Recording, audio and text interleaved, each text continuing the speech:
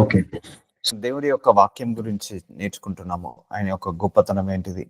ఆయన యొక్క ఆ వాక్యంలో ఉన్న శక్తి ఏంటిదో నేర్చుకుంటున్నాము. సో, మనం వాక్యం అయితే చదువుతున్నాం. కానీ దాని ఇంపార్టెన్స్ ఏంటిదో తెలియాలి మొట్టమొదట. దాని యొక్క ప్రాముఖ్యత ఏంటిదో తెలియాలి. తెలిసిన తర్వాత చదివితే ఇంకా ఎఫెక్టివ్‌గా ఉంటుంది. సో, దేవుడి యొక్క వాక్యం వల్ల ఎన్నో లాభాలుంటాయి. ఎన్నో మేలులుంటాయి. ఎన్నో ఎన్నో బంధకాల నుంచి విడుదల కలుగచేస్తుంది. పవర్ ఉంది. ఒక వాక్యంలోనే శక్తి ఉందండి.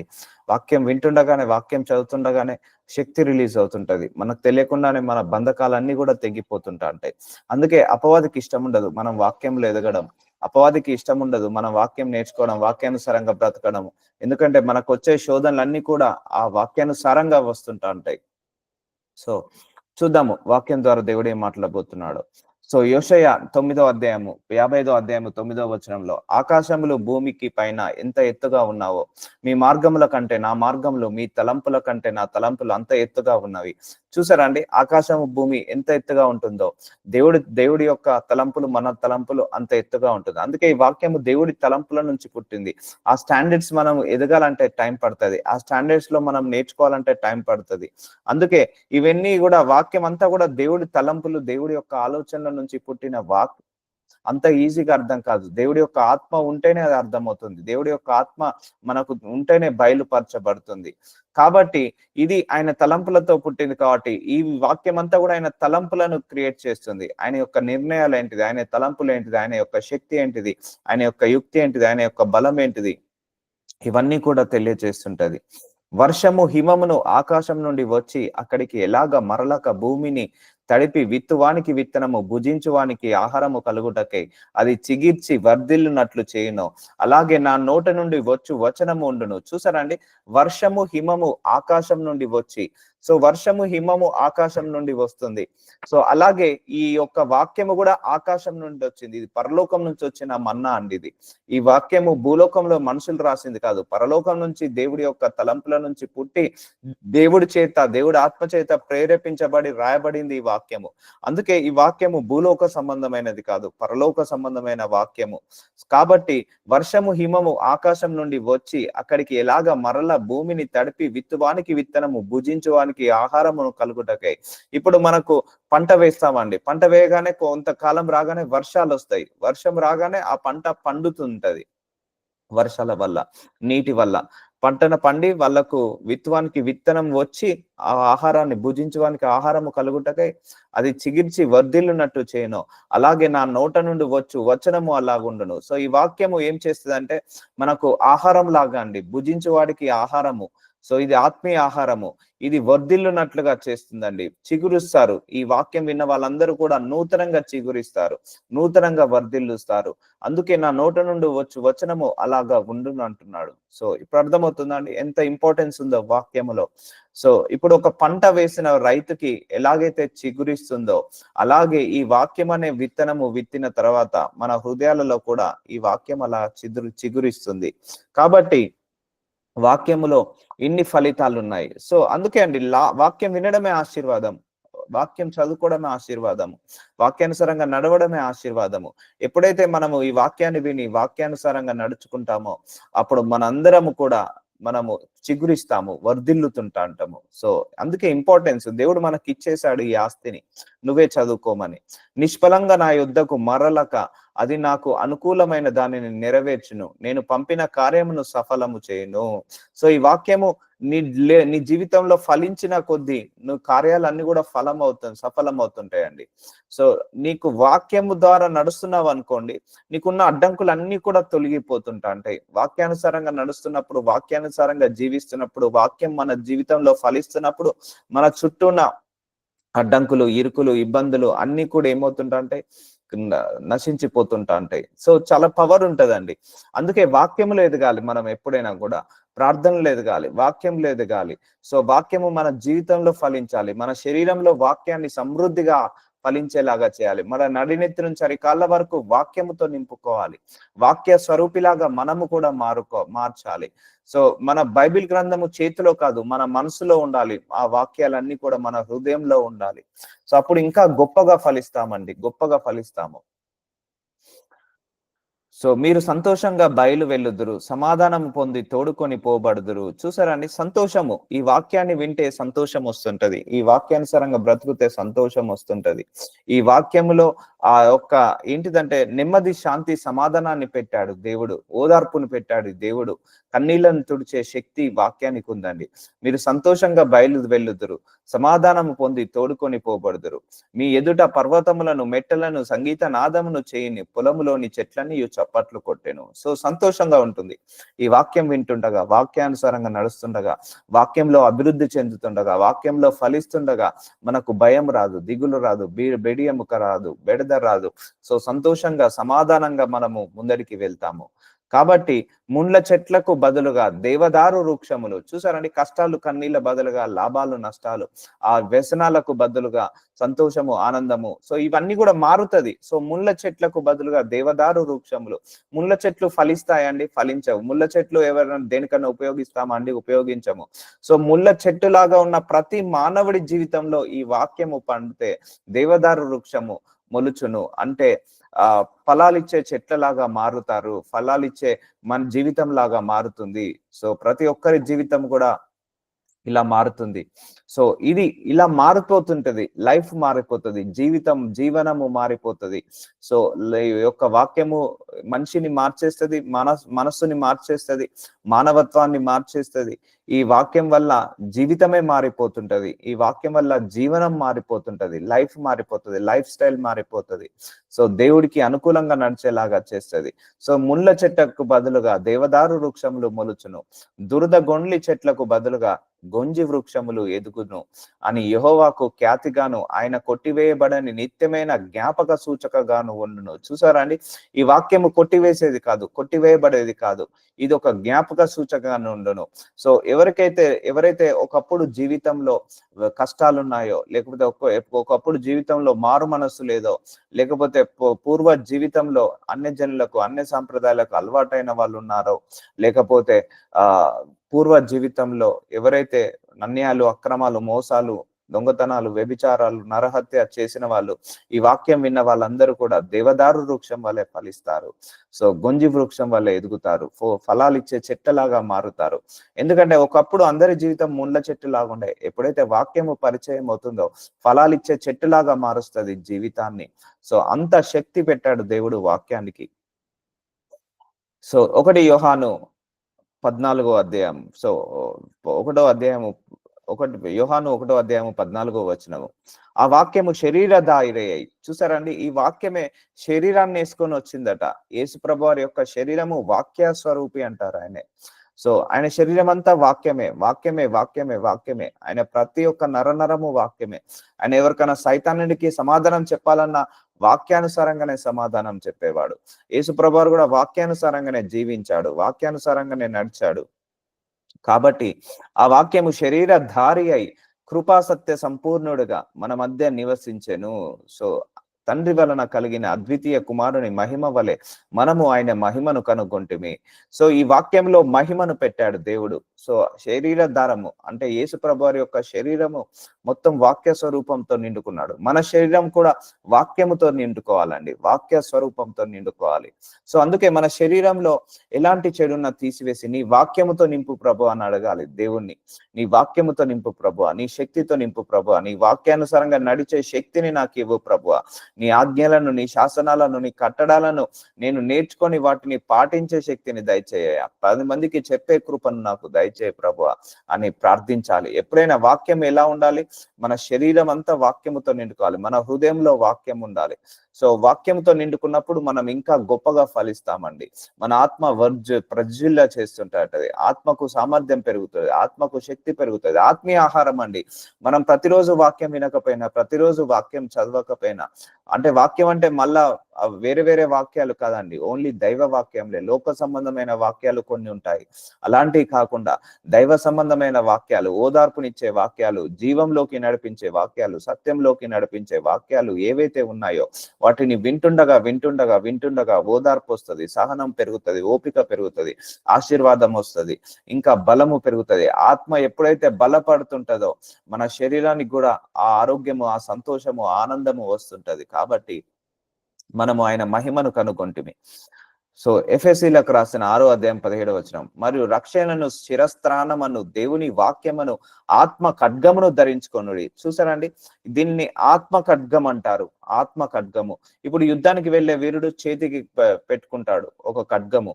ఆ చేతికి కట్టుకునే ఖడ్గం శరీరానికి ఉపయోగపడుతుంది. అది శరీరానికి ఎవరు హాని చేయకుండా, శరీరానికి ఎవరు కూడా నష్టపరచకుండా ఆ ఖడ్గముతోటి వాళ్ళు కాపాడుకుంటారు. కానీ ఈ ఖడ్గము, ఆత్మ ఖడ్గము ఏదైతే వాక్యం ఉందో అది రక్షణ శిరస్త్రాణము. అంటే శిరస్త్రాణం అంటే యుద్ధానికి వెళ్లే వాళ్ళు ఇట్లా కిరీటం పెట్టుకో ఒక తలకు దెబ్బ తాకుండా హెల్మెట్ లాగా పెట్టుకుంటారు, శిరస్త్రాణము. అలాగే రక్షణయను మన శరీరాన్ని కూడా గాయాలు కాకుండా ఒక షీల్డ్ పెట్టుకుంటారు.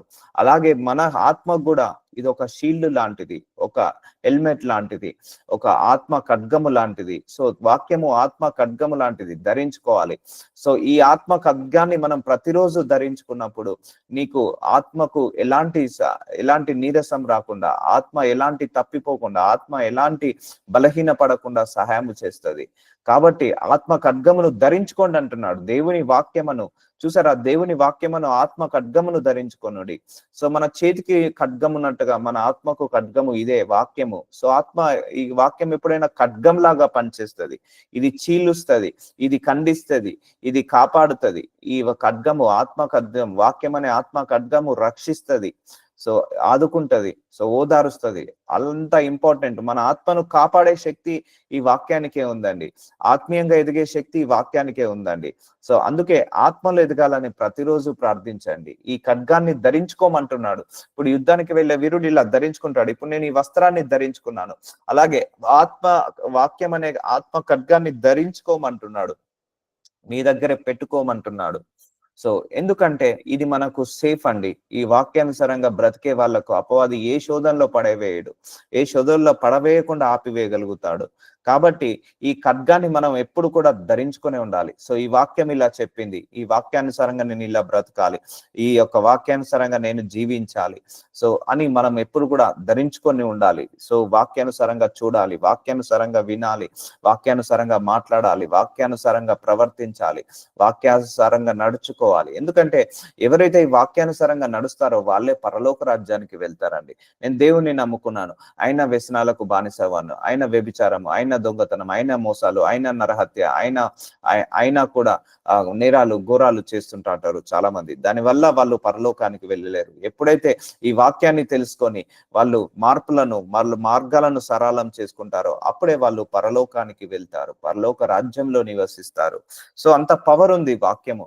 ఈ వాక్యం అనే ఖడ్గాన్ని మనము భూలోకంలో ధరించుకోవాలండి. ఈ ధరించుకున్నప్పుడే మనము పరలోక రాజ్యానికి వెళ్ళగలుగుతాము. ఈ భూలోకంలో శ్రమలను, పోరాటాలను జయించే శక్తి ఈ వాక్యానికి ఉందండి.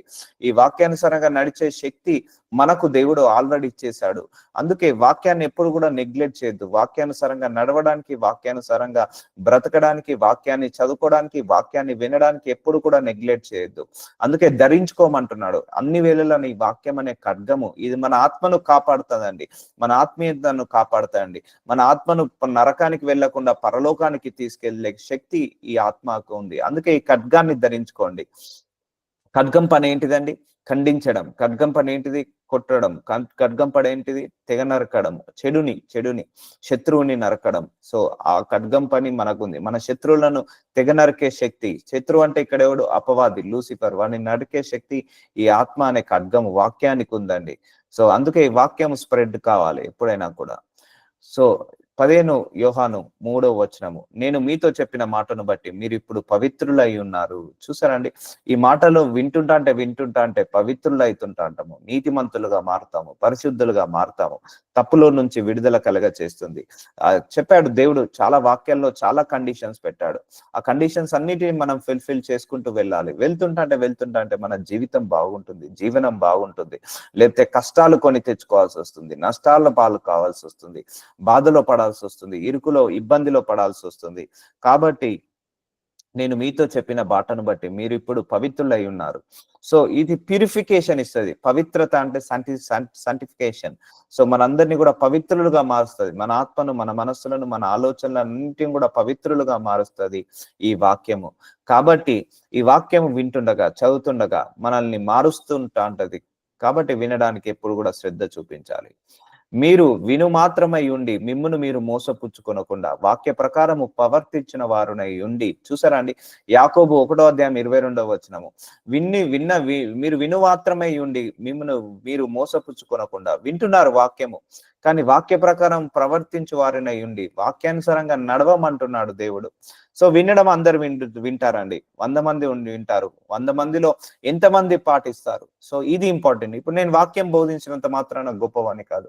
ఎప్పుడైతే నేను వాక్యానుసారంగా నేను ఏదైతే బోధించానో దాని ప్రకారంగా నడిచినప్పుడే అప్పుడు గొప్పతనం బయటపడుతుంది. అప్పుడే నీతి నిజాయితీ అనేది బయటపడుతుంది. ఇప్పుడు మీరు వాక్యం విన్నంత మాత్రాన గొప్ప కాదు. వాక్యాన్ని యాక్షన్ లో పెట్టాలి, ఆచరణలో పెట్టాలి, వాక్యానుసారంగా నడవాలి. ఇప్పుడు దేవుడు ఏం చెప్పాడు? వ్యభిచారం చేయొద్దని చెప్పాడు. వాక్యం విన్న తర్వాత దాన్ని వదిలేయాలి. అప్పుడు వాక్యానుసారంగా నడిచిన వాళ్ళవి అవుతావు. లేదు విని మళ్ళీ వ్యభిచారం చేస్తున్నావంటే దాని సంగతి ఏంటిదంటే నువ్వు వాక్యాన్ని విని మోసపోతున్నావు, నిన్ను నువ్వే మోసపరుచుకుంటున్నావు. సో వాక్యం విన్న తర్వాత నువ్వు మోసం చేయొద్దు అని వాక్యం విన్న తర్వాత నువ్వు మోసం చేయకుండా ఉండాలి. సో అలా వాక్యానుసారంగా ప్రవర్తించాలి, వాక్యానుసారంగా జీవించాలి, వాక్యానికి అనుకూలంగా ప్రవర్తించాలి. కానీ వాక్యాన్ని రిజెక్ట్ చేయదు ఎప్పుడైనా కూడా. సో అట్లయితే నిన్ను నువ్వే మోసపోచుకుంటున్నావు. ఇప్పుడు వ్యభిచారం చేయొద్దని వాక్యం విన్న తర్వాత మళ్ళీ వ్యభిచారం చేస్తున్నావు అంటే అది ఏంటిది అర్థము? నీ ఆత్మకే రిస్క్ లో పెడుతున్నావు, నీవే నరకానికి వెళ్తావు, నీవే పరలోక రాజ్యానికి వెళ్ళలేవు, నీవే కష్టాలను కొని తెచ్చుకుంటావు. కాబట్టి విన్న వాక్యము విన్నట్టుగా మర్చిపోకుండా, విన్నట్టుగా ఉండకుండా, విన్న తర్వాత ఫలించి అభివృద్ధి చెంది విస్తరించాలంటే వాక్యానుసారంగా బ్రతకాలి. ఇప్పుడు నేను ఏదైతే వాక్యాలు బోధించానో అది నేను ఖచ్చితంగా పాటించాలి. సో ఏదైతే నేను వాక్యాన్ని బోధిస్తానో అది 100% నేను కూడా నెరవేర్చాలి, లేకపోతే నాకు కూడా ఎగ్జామ్షన్స్ ఉండవు. సో నేను బోధించిన మాత్రాన సరిపోదు, ఆ బోధించిన వాక్యాలన్నీ పాటించాలి. మీరు విన్నంత మాత్రాన సరిపోదు, వాక్యానుసారంగా జీవించాలి. అది ముఖ్యం, ఇంపార్టెంట్. వాక్య ప్రకారము ప్రవర్తించు వారునై ఉండుడి. సో ఉండమంటున్నాడు, వాక్యానుసారంగా ప్రవర్తించాలంటున్నాడు. సో ఎవడైనా వాక్యము వినివాడై ఉండి దాని ప్రకారము ప్రవర్తింపవాడనైతే వాడు అద్దంలో తన సహజముఖను చూచుకొని మనిషిని పోలి ఉన్నాడు. సో నువ్వు వాక్యం విన్నావు కానీ దాని ప్రకారంగా నడవట్లేదు. సో నేను వాక్యాన్ని బోధిస్తున్నాను, సో నేను కూడా నడవలేకపోతున్నాను, వాక్యానుసారంగా నడవలేకపోతున్నాను అనుకోండి. వాడు అద్దంలో తన సహజ ముఖంను చూసుకొని మనిషిని పోలి ఉన్నాడు. అద్దంలో తన ముఖాన్ని తను చూసుకొని ఏం చేస్తాడండి? మనిషిని పోలి ఉన్నాడు.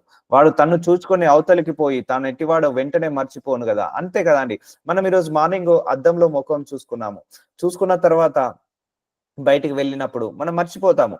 సో చూసుకున్నంత సేపు ఎలా ఉంటుంది? మన కళ్ళు ఎలాగున్నాయి, ముక్కు ఎలాగుంది, మూతి ఎలాగుంది, చెవులు ఎలాగున్నాయి, హెయిర్ ఎలాగుంది, హెయిర్ స్టైల్ ఎలాగుంది, ఇవన్నీ కూడా మనం చూసుకుంటాము. సో బయటికి వెళ్ళిన తర్వాత కూడా మళ్ళీ మనం ఆలోచిస్తామని, నా కన్ను ఎలా ఉందా, నా ముక్కు ఇలా ఉందా, మన ముఖం ఎలా ఉందా. అలాగే నువ్వు వాక్యం విన్నంతసేపు నువ్వు ఎఫెక్టివ్ గా ఉంటుంది, కానీ పాటించకపోతే నీ ముఖాన్ని నువ్వు అద్దంలో చూసుకొని బయటికి వెళ్ళిన తర్వాత మర్చిపోయినట్టుగా ఉంటుంది అంటున్నాడు దేవుడు. మళ్ళీ ఒకసారి చూద్దాము. ఎవడైనా నువ్వు వాక్యము వినివాడై ఉండి దాని ప్రకారము ప్రవర్తింపని వాడైతే, సో వాక్యం వినడం మాత్రమే కాదు, వాక్యానుసారంగా ప్రవర్తించాలి. వాడు అద్దంలో తన సహజ ముఖమును చూసుకొని మనిషిని పోలి ఉన్నాడు. అద్దంలో మన ముఖాన్ని మనం చూసుకున్న మనిషిని పోలి ఉన్నామట. వాడు తన్ను చూసుకొని అవతలికి పోయి, సో చూసుకున్న తర్వాత మనం బయటికి వెళ్తాము, లేకపోతే ఇంటి పనికో వంట పనికో లేకపోతే బయట ఆఫీస్కో వెళ్తాము. తన ఇంటివాడు వెంటనే మర్చిపోను కదా. మనం చూసుకోగానే మురుస్తామండి. ఈరోజు నేను బాగున్నానని ఊకే మురవం కదా. సో వెంటనే మర్చిపోతాం కదా బయటికి వెళ్ళగానే. అనగానే వాక్యము వినగానే సరిపోదు, వాక్యం వినగానే బలము కాదు, వాక్యానుసారంగా బ్రతకాలి ఎప్పుడైనా కూడా. అప్పుడే నీకు బలము, అప్పుడే నీకు శక్తి, అప్పుడే దేవుడి యొక్క ప్రత్యక్షత మన లోపల కనపడుతుందండి. సో వాక్యం వినడం మాత్రమే కాదు, దాని ప్రకారం జీవించాలని ప్రార్థించండి. అయితే స్వాతంత్రం నిచ్చు సంపూర్ణ నియమంలో యాకోబు 1:25 తెరిచూచి నిలకడగా ఉండువాడెవడో వాడు విని మర్చివాడు కాక. సో చూసారండి, నిలకడగా ఉండాలి వాక్యంలో. సో విని మర్చిపోయిన వాడు నిలకడగా ఉండలేడు. క్రియను చేయవాడై ఉండి తన క్రియలో ధన్యుడగును. చూసారా, వాక్యం వినగానే నువ్వు ధన్యుడవు కాదు, వాక్యానుసారంగా బ్రతికినప్పుడే నువ్వు ధన్యుడవు అవుతావు. ఆ క్రియలలో చూపించాలి, వాక్యాన్ని క్రియలలో చూపించాలి. దేవుడు మోసం చేయొద్దన్నాడు, మోసం చేయను. దేవుడు అన్యాయం చేయొద్దన్నాడు, అన్యాయం చేయను. దేవుడు వ్యసనాలకు బానిస కావద్దన్నాడు, బానిస కాను. దేవుడు కుడివైపు వెళ్ళొద్దన్నాడు, వెళ్ళమన్నాడు, నేను కుడివైపు వెళ్ళను, ఎడమ వైపే వెళ్ళమన్నాడు, ఎడమ వైపే వెళ్తాను.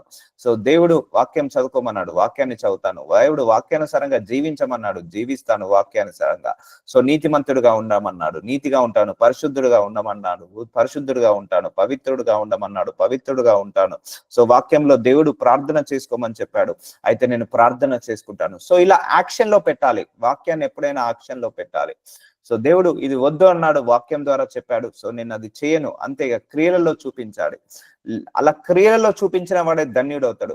అందుకే వాక్యం వింటనే కదా ఏది కరెక్టో ఏది రాంగో తెలిసేది. వాక్యం వింటనే కదా ఏది ఏది ఏది మంచో ఏది చెడో తెలిసేది, ఏది చీకటో ఏదో వెలుగో తెలిసేది. వాక్యం వింటనే కదా ఏది పాపమో ఏది పుణ్యమో, ఏది స్వర్గమో ఏది నరకమో, ఏది పాలో ఏదో విషమో వాక్యం తింటేనే కదా తెలిసేది. వాక్యం వింటనే కదా మనకు బయలుపరిచేది. వాక్యం వింటనే కదా మనము జడ్జిమెంట్ తీసుకునేది, రైట్ డిసిషన్స్ తీసుకునేది.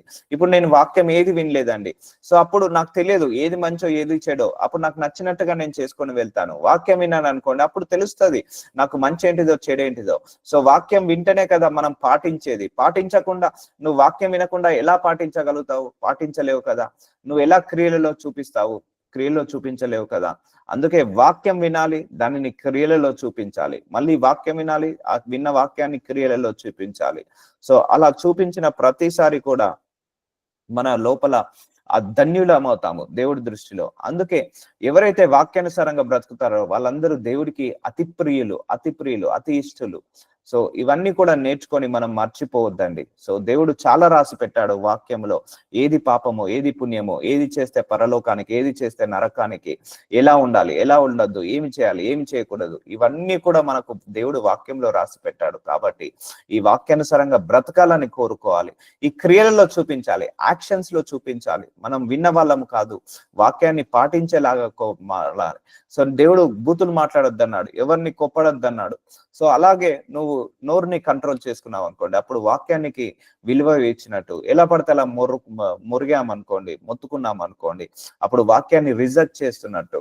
సో ఇవన్నీ కూడా నేర్చుకోవాలి మనం వాక్యాన్ని. సో ఏది మాట్లాడాలో దేవుడు చెప్పాడు, ఏది చూడాలో దేవుడు చెప్పాడు, ఏది వినాలో దేవుడు చెప్పాడు, ఏది ఆలోచించాలో దేవుడు చెప్పాడు, ఏది ఆలోచించద్దో దేవుడు చెప్పాడు. ఇవన్నిటిని కూడా మనం మార్చుకోవాలి, క్రియలలో చూపించాలి. అమ్మో నా దేవుడు బూతులు మాట్లాడొద్దన్నాడు, నా దేవుడు చెడ్డ మాటలు మాట్లాడొద్దన్నాడు, నా దేవుడు ఎవరిని దూషించొద్దన్నాడు, విమర్శించొద్దన్నాడు. ఇక నేను ఈ రోజు నుంచి నా నోటిని కంట్రోల్ పెట్టుకోండి, నేను ఎవరిని దూషించను, ఎవరిని విమర్శించను అని ఇలా అనుకొని నువ్వు వర్ధిల్లుతుంటే, వాక్యంలో క్రియలలో చూపించావు అనుకోండి, అప్పుడు నువ్వు ధన్యుడవు. క్రియలలో చూపించిన వాడే ధన్యుడు అండి. వాక్యం విన్న వాళ్ళు ధన్యుడు కాదు, వాక్యం బోధించిన నేను ధన్యుణ్ణి కాదు, క్రియలలో చూపించిన వాళ్ళే ధన్యులు. క్రియలలో చూపించాలంటే ఫస్ట్ మనం వాక్యాన్ని నేర్చుకోవాలి, వాక్యాన్ని తెలుసుకోవాలి, వాక్యాన్ని వినాలి. విన్న తర్వాతనే మనం క్రియలలో చూపించగలుగుతాం. వాక్యమే వినకుండా క్రియలలో ఎలా చూపిస్తాము? చూపించలేము కదా. సో యోబు 23వ అధ్యాయము 10వ వచనము, నేను నడుచు మార్గము ఆయనకు తెలియను, ఆయన నన్ను శోధించిన తర్వాత నేను సువర్ణము వలె కనబడుదును. ఆ మార్గం ఏంటిది? నేను నడుచు మార్గం ఏంటిది?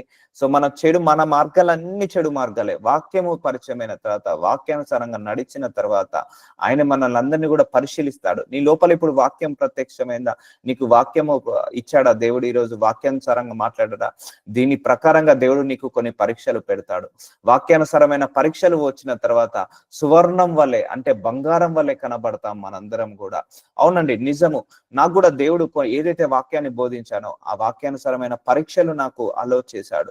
దానిని పరీక్షలలో నెగ్గిన తర్వాత సువర్ణం వలె ఇంకా మనము బ్రైట్ లోకి వెళ్తాము, ఇంకా వెలుగులోకి వెలుగుతాము, ఇంకా విలువైన వాళ్ళగా వెళ్తాము. సువర్ణం యొక్క క్వాలిఫికేషన్ ఏంటిదండి? వాటి యొక్క క్యారెక్టరిస్టిక్స్ ఏంటిది? బంగారం యొక్క క్యారెక్టరిస్టిక్స్ ఏంటిదండి? విలువైనది బంగారము.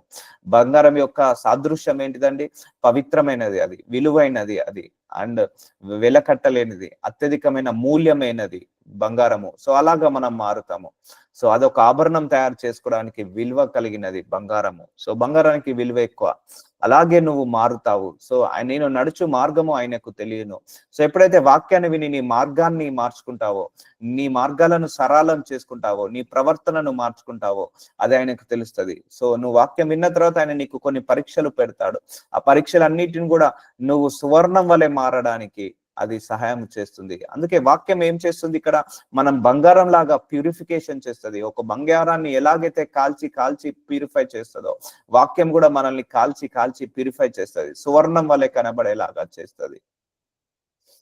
సో నా పాదములు ఆయన అడుగుజాడలు విడవక నడిచి తిన్నవి. సో చూసారా, విడవక నడవాలి అంటే, పాదములు అంటే ఏంటిది ఇక్కడ సాదృశ్యము, వాక్యానుసారంగా నడవడమే, వాక్యానుసారంగా బ్రతకడమే, వాక్యానుసారంగా జీవించడమే. వాక్యానికి విరుద్ధంగా వెళ్ళావా, నీ అడుగులు జారుతున్నాయి అని అర్థము, నీ నడక మారిపోతుందని అర్థము, నీ నడవడిక మారిపోతుందని అర్థము. వాక్యానికి విరుద్ధంగా వెళ్తే, వాక్యానుసారంగా నడుస్తే నీ అడుగు జాడలు విడవక విడిచితినని, నేను అటు ఇటు తొలగక ఆయన మార్గమును అనుసరించి తిని. చూసారండి, కుడి పక్కకు గాని ఎడమ పక్కకు గాని తొలగక ఆయన మార్గాలను అనుసరించాలి. సో మనం అనుసరించాలంటే వాక్యానుసారంగా జీవించాలి. సో వాక్యానుసారంగా జీవించడమే ఆయన మార్గాన్ని అనుసరించిందనే అర్థం అండి. ఇప్పుడు బైక్ మీద పోవాలి, సో హెల్మెట్ పెట్టుకోవాలి అని ఒక రూల్ పాస్ చేశాడు గవర్నమెంట్. సో అది రూల్ పెట్టుకున్నప్పుడు ఆ రూల్ ప్రకారంగా నడిచినట్టు, హెల్మెట్ పెట్టుకున్నప్పుడు ఆ రూల్ ప్రకారం నడిచినట్టు, ఆ హెల్మెట్ లేకపోతే ఆ రూల్ ని ధిక్కరించినట్టు. నేను కార్ లో వెళ్తున్నప్పుడు సీట్ బెల్ట్ పెట్టుకోవాలి, అదొక రూలు. సో ఆ సీట్ బెల్ట్ పెట్టుకున్నప్పుడు ఆ రూల్ ని ఫాలో ఉన్నట్టు, సో లేకపోతే రూల్ ని ఇగ్నోర్ చేస్తున్నట్టు. అలాగే బైబిల్లో కూడా కొన్ని రూల్స్ పెట్టాడు, కొన్ని రెగ్యులేషన్స్ పెట్టాడు, కొన్ని స్టాండర్డ్స్ పెట్టాడు, కొన్ని వేస్ పెట్టాడు. వాటన్నిటి ప్రకారం మనం నడుచుకోవాలని ప్రార్థించుకోవాలి. అప్పుడు నేను అటు ఇటు తొలగక ఆయన మార్గమును అనుసరించని, అటు ఇటు తొలగకుండా ఆయన మార్గం ప్రకారంగా నడవాలి. ఎప్పుడైనా కూడా ఈ వాక్యమే ఆయన మార్గంలోకి నడిపేలాగా చేస్తుంది, ఈ వాక్యమే ఆయన లోపలికి నిలిచేలాగా చేస్తుంది. కాబట్టి ఇట్టి వాక్యాన్ని మనం నెగ్లెక్ట్ చేయొద్దు. ఇంత దివ్యమైన వాక్యం చూసారండి, ఈ వాక్యము వింటే మన మనస్సు మారుతుంది, మన ఆలోచించే విధానం మారుతుంది, మనం మాట్లాడే విధానం మాట్లాడుతుంది, మనం చూసే విధానం మారుతుంది, మనము చెప్పే విధానాలు మారుతాయి, మన ప్రవర్తన మారుతుంది, మన నడక మారుతుంది, మన నడవడిక మారుతుంది, మన పడక మారుతుంది, మన పద్ధతులు మారుతాయి, మన ఆచారాలు మారుతుంది, మన యొక్క తలంపులు మారుతాయి, మన యొక్క ఉద్దేశాలు మారుతుంది, మన యొక్క మనస్సు మారుతుంది, మన యొక్క శక్తి మారుతుంది, మన యొక్క జ్ఞానము మారుతుంది, మన యొక్క నడకలు మారుతాయి, మన యొక్క మార్గాలు మారుతాయి. సో చూసారా, ఇంత శక్తి ఉంది వాక్యానికి. ఇప్పటి వరకు తెలియక చదివాము, ఇప్పుడు తెలుసుకున్న తర్వాత చదవండి, ఇంకా గొప్ప వాళ్ళు అవుతారు. చదవడం మాత్రమే కాదు, దాన్ని చదివిన ప్రకారము నడవండి, ఇంకా ధన్యులం అవుతాము, ఈవెన్ నాతో సహా. ఆయన పెదవుల ఆజ్ఞను నేను విడిచి తిరగలేదు. సో ఇదన్నీ కూడా దేవుళ్ళలో నుంచి వచ్చిన ఆజ్ఞలు, ఇవన్నీ కూడా ఆయన పెదవుల ఆజ్ఞను నేను విడిచి తిరగద్దు, విడవద్దు, మరవద్దు.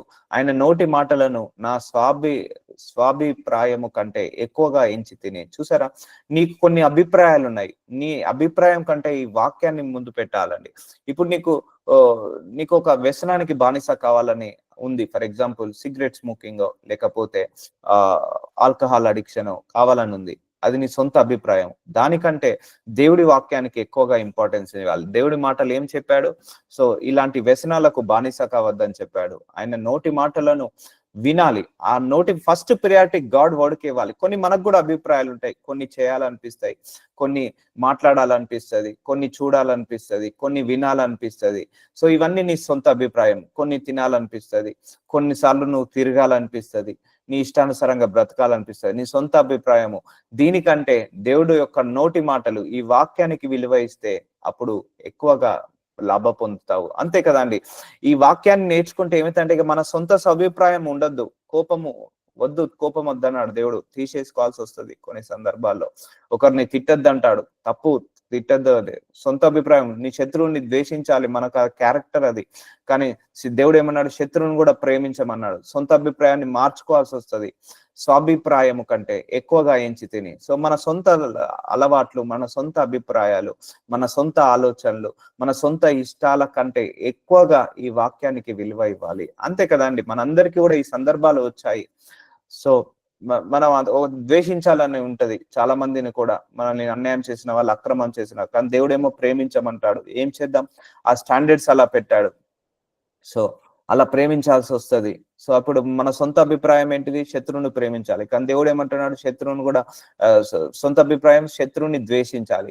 కానీ దేవుడు ఏమంటున్నాడు, శత్రువుని కూడా ప్రేమించాలి అంటున్నాడు. సో అప్పుడు ఏం చేయాలి, ఆ సొంత అభిప్రాయాన్ని మార్చుకోవాలి. సో మన సొంత అలవాట్లు, సొంత అభిప్రాయం కంటే వాక్యానికి ఎక్కువగా ఇంపార్టెన్స్ ఇవ్వాలంటున్నాడు. చూసారా, ఇది ఆయన పెదవుల నుంచి వచ్చిన వాక్యము, ఆయన నోటి మాటల నుంచి వచ్చిన వాక్యము, ఆయన తలంపుల నుంచి పుట్టిన వాక్యము, ఆయన స్వభావంలో నుంచి, ఆయన లక్షణాల నుంచి, ఆయన మనసులో నుంచి, మనస్తత్వంలో నుంచి పుట్టిన వాక్యము. సో మన సొంత అభిప్రాయం కంటే, మన తలంపుల కంటే, మన ఆలోచనల కంటే ఆయన వాక్యానికి ఫస్ట్ ప్రియారిటీ ఇవ్వాలి. సో అర్థమవుతుందండి. కొంతమందికి కొన్ని బలహీనతలు ఉంటాయి. దేవుడు ఆ బలహీనతలో ఉండొద్దు అన్నాడు, తప్పదిగా ఉండొద్దు. కొంతమందికి కొన్ని అడిక్షన్స్ ఉంటాయి. సో ఆ అడిక్షన్స్, ఆ వ్యసనాల నుంచి బయటికి రమ్మంటాడు దేవుడు. సో తప్పదు, నీకు ఇష్టము, ఆ వ్యసనాలంటే నీకు ఇష్టము, కానీ ఆ వ్యసనాలను నువ్వు రిజెక్ట్ చేసుకొని బయటికి రావాలి. ఆ శత్రువుని ప్రేమించడం నీకు ఇష్టం ఉండదు, కానీ తప్పదు, ప్రేమించాలి, బయటికి రావాలి అది. సో చూసారండి, నీ సొంత అభిప్రాయం కంటే ఎక్కువగా ఆయన మాటలకు విలువ ఇవ్వు, ఆయన వాక్యానికి విలువ ఇవ్వు, ఆయన శక్తికి విలువ. సో మోసం చేయడం ఇష్టము చాలా మందికి, సో దానిని వదిలేసి మోసం చేయకుండా ఉండాలి, సొంత అభిప్రాయము మానుకోవాలి. చూసారా అండి, వాక్యానికి ఎప్పుడైతే నువ్వు విలువ ఇస్తావో నీ సొంత అభిప్రాయాలు కూడా మారిపోతుంటాయి. సాక్రిఫై, వాక్యానుసారంగా నడవడం అంటే నువ్వు సాక్రిఫై చేసుకోవడమే, నిన్ను నువ్వు బలించుకోవడమే. నిజంగా చెప్తున్నా అండి, ఎన్నో మార్చుకున్నాను, ఎన్నో మార్చుకోవాల్సి వస్తుంది. ఈ వాక్యానుసారంగా బ్రతకాలంటే మనం ఎన్నో రకాలుగా మారాల్సి వస్తుంది, ఎన్నో రకాలుగా మార్చుకోవాల్సి వస్తుంది, మనకు మనం బలించుకోవాల్సి వస్తుంది, మనకు మనము సిలువ ఎత్తుకొని నడవాల్సి వస్తుంది. అందుకే నిన్ను నువ్వు ఉపేక్షించుకొని నీ సిలువ ఎత్తుకొని నడువు అంటాడు యేసు ప్రభు వారు. సిలువ ఎత్తుకొని నడవమంటే ఇదే చాలా కఠినంగా అనిపిస్తుంది. శత్రువును కూడా ప్రేమించాలి, ఆ వ్యభిచారం వదిలేయాలి, ఆ నరహత్య వదిలేయాలా, లేకపోతే ఆ లంచం తీసుకోవడం మానివేయాలా, సో లేకపోతే ఆ వ్యసనాలు, సిగరెట్ స్మోకింగ్ వదిలేయాలి, లేకపోతే డ్రగ్స్ కి వదిలేయాలి. సో ఇలాంటి చెడు అన్యాయాలు, అక్రమాలు, మోసాలు వదిలేయాలి. చెడుగా ఆలోచించద్దు, ఎవరిని కూడా తిట్టుకోవద్దు, శపించుకోవద్దు. వాక్యం ఇలా చెప్పింది. మనసులో కూడా ఎవరిని ద్వేషించుకోవద్దు, మనసులో కూడా అందరినీ ప్రేమించాలి.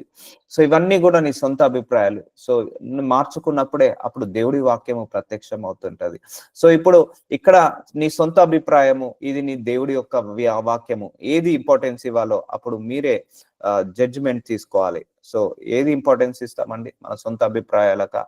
లేదు కదా.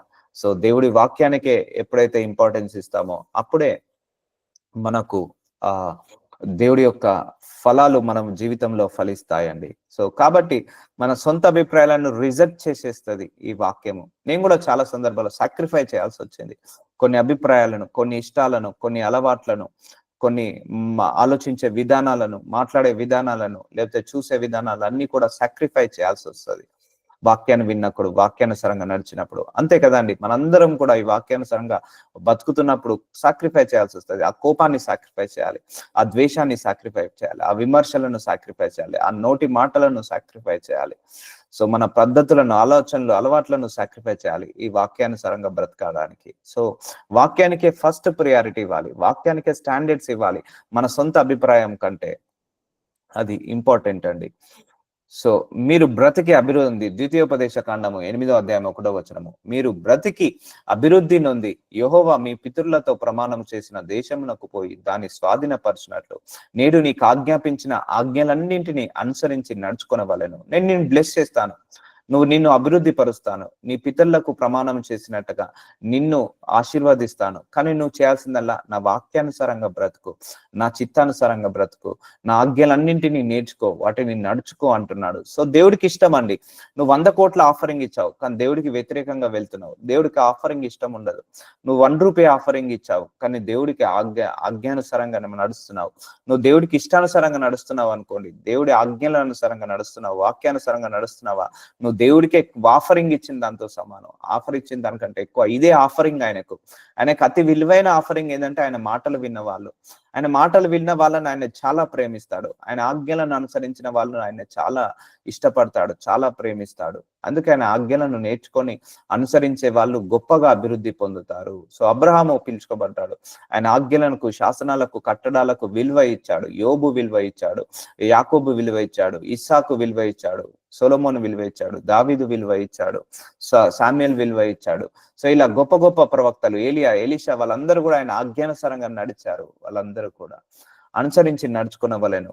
సో మీరు బ్రతికి అభివృద్ధి నొంది, చూసారా, బ్రతికి అభివృద్ధి నొందాలంటే ఆయన ఇచ్చిన ఈ స్టాండర్డ్స్ ని మనము ఫాలో కావాల్సిందే.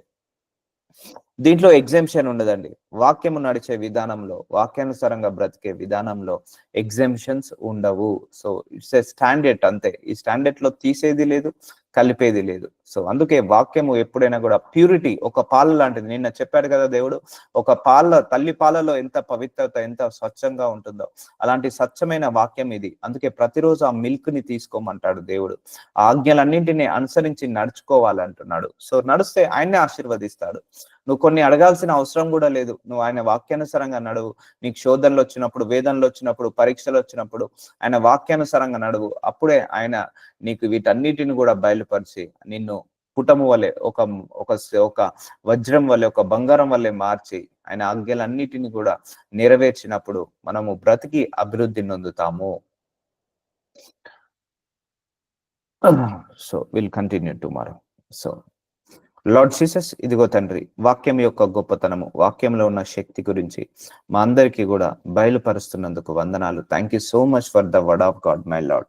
ఈ వాక్యంలో శక్తి ఉంది, ఈ వాక్యంలో గొప్పతనం ఉందని మాకందరికి బయలుపరుస్తున్నావు అయ్యా ప్రభువా. మేము వాక్యం విన్న వాళ్ళలాగా కాకుండా వాక్యానుసారంగా బ్రతికే శక్తిని మా అందరికీ కూడా దయచేయమని నజరుడైన యేసు నామంలో ప్రార్థిస్తున్నాను తండ్రి. ఆమేన్.